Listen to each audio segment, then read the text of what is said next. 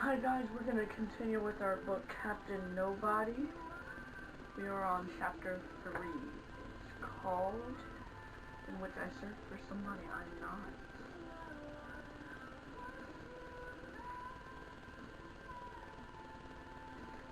Chapter 3. All through class that morning, Cecil's questions rang in my ears. Who is my inner other? Do I have a personal hero? Every time we switched to a new subject, I desperately looked for an answer. In social studies before, our teacher, Mrs. Young, did a slideshow about the gods and goddesses of ancient Rome and Greece. She called them the heroes of the old. I sat up thinking, wow, isn't that what I'm looking for? I imagined myself as Zeus, god of lightning. Or maybe Neptune, who ruled the seas. I mean, who wouldn't want to hurl thunderbolts or control the waves? Once Mrs. Young projected their pictures on the screen, I lost my nerve, and slide after slide. These guys were massive, muscly giants. Giants in white robes with flowing beards. Even if I could whip up a white robe and glue on beard, where was I going to get the muscles? At that. During American history, I got excited by the stories of the pioneers who crossed the dangerous frontier and built our country with their bare hands. If those people aren't heroes, I said to myself, I don't know who are. I raised my hand. Yes, Newt, Mrs. Young responded. Mrs. Young, what did the pioneers wear? Behind me, Bobby Asher, who insisted on being called Basher, snorted. Oh, you jerk. A dozen other kids laughed. Newt has a good question, Mrs. Young said, shooting a look at Basher. In the early days of America, the pioneers didn't always have fabric, so they used whatever was available. Sometimes it was animal skins or furs, but if they were desperate, they might make clothes from bird feathers or even tree bark. Feathers and tree bark? I started to itch and scratch. Clearly, I wasn't cut out to be a pioneer. I'd have to keep looking. That day, school let out early, so we could line the street like everyone else in town and watch the big game pep parade go by. Since Fillmore won last year's game, their band marched past first, trumpeting and drumming up a storm. Behind them came their football players, waving from the back seats of convertibles. JJ, Cecil, and I stood together at the back of the crowd. Cecil and I couldn't see over all the people in front of us, but JJ assured me that my big brother was waving and smiling from the front car. Next, the Fillmore Spirit Squad rolled past on the back of a long flatbed truck, clapping and screaming over a PA system. Who's gonna massacre Merrimack? Clap, clap. We are, clap, clap. We are, clap, clap. Because Cecil can never resist a rhythm, he clapped along with the cheerleaders. Suddenly, JJ groaned. Oh, do you believe that? She wagged a finger at the truck going by.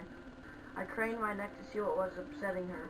A banner stretched across the Spirit Squad truck said, Behold, the ferocious fighting ferrets of Fillmore.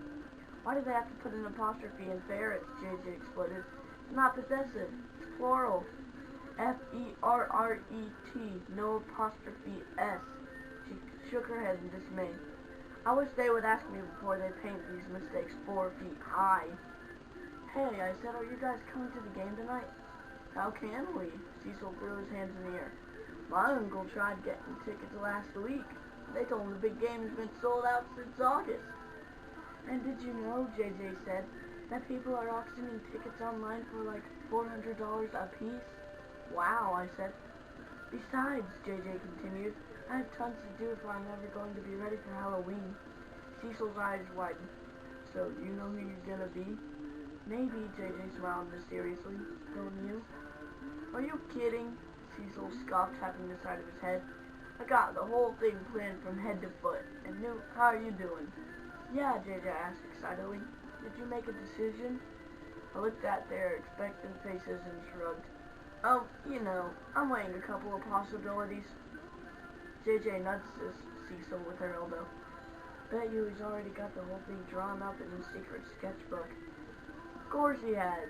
And you know why? Cecil winked, still clapping along with the cheerleaders. Because he's new. Clap, clap, new. Clap, clap, new. Clap, clap, the Newt run bomb.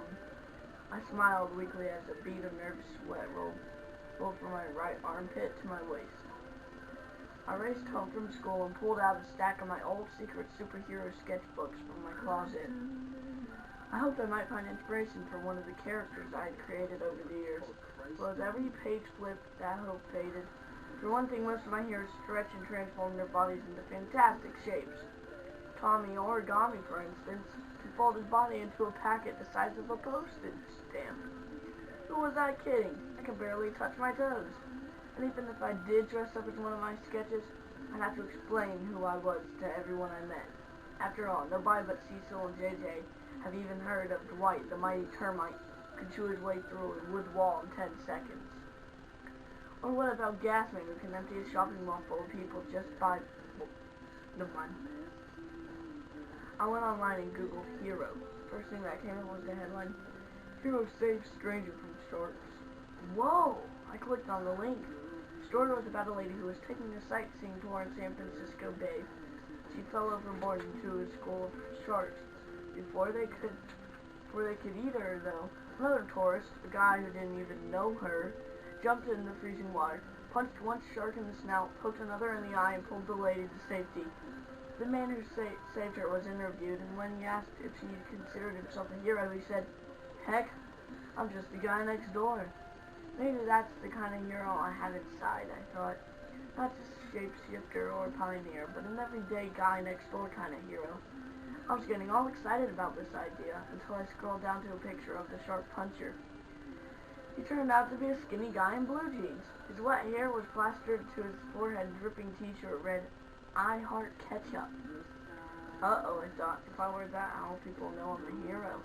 With a groan, I laid my head down on my arms.